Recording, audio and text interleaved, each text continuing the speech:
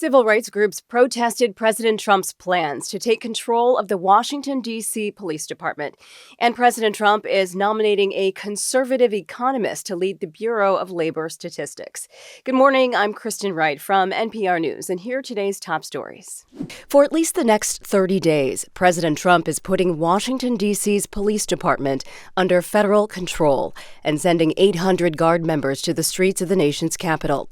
He declared a crime emergency.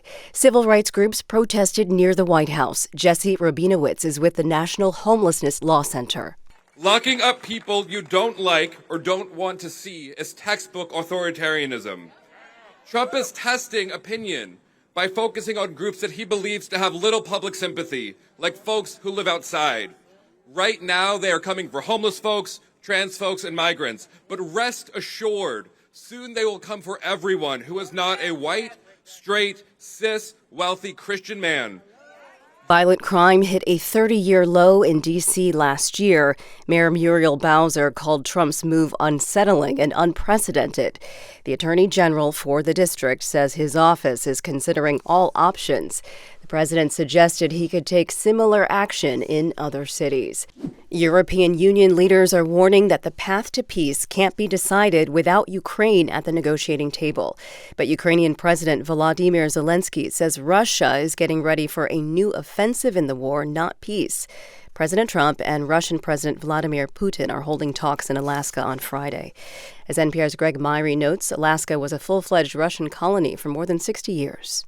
Russian fur traders hunted bears, wolves, and otters in Alaska throughout the first half of the 19th century. But overhunting caused the animal population to dwindle, and at the same time, Russia was burdened with debts. So Russia sold Alaska to the U.S. in 1867 for just over $7 million, or 2 cents an acre.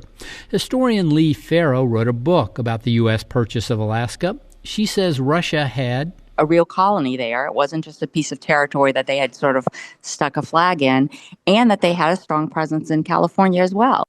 President Trump has invited Russian leader Vladimir Putin to a summit on U.S. soil in a bid to end the war in Ukraine.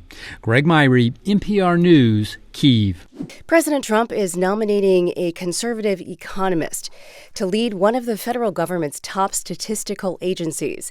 NPR's Scott Horsley says it comes less than 2 weeks after Trump fired the previous agency head. He did so hours after the Labor Department reported weaker than expected employment numbers for the month of July. E.J. Antoni is an economist with the right-leaning Heritage Foundation. He previously worked for the conservative Texas Public Policy Foundation. If confirmed by the Senate, Antoni would oversee the agency that produces some of the most closely watched government data, including the monthly jobs report and the Consumer Price Index, which tracks inflation. Trump fired the previous commissioner, Erica McIntarfer, earlier this month after a much weaker-than-expected jobs report.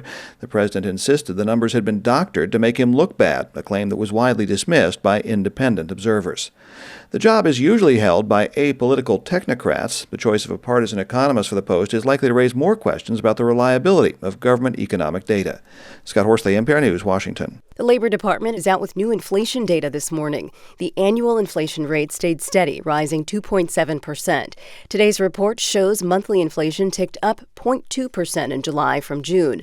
Economists warn President Trump's tariffs will increasingly start to impact prices Americans pay. In a surprise announcement, Taylor Swift is making a big reveal on her boyfriend Travis Kelce and his brother Jason's podcast New Heights. This is my brand new album, The Life of a Showgirl. The Life of a Showgirl will be Swift's 12th studio album. Swifties stand by, though she hasn't given any other details just yet, not even an official release date. But pre-orders in some formats are available. The U.S. government will get 15% of the revenue that chipmaker Nvidia earns from sales of its H20 microchip in China. The U.S. had previously imposed restrictions on national security grounds. The chip is used in the development of AI.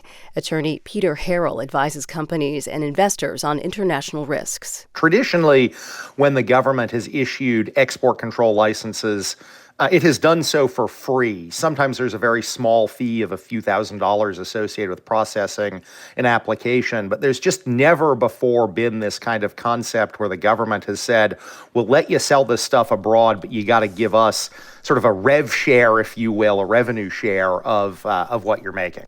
Harold talked to NPR's Morning Edition. President Trump dismissed security concerns at a press conference yesterday. The U.S. and China will continue negotiating tariff rates for another 90 days. President Trump signed an executive order extending China's deadline yesterday.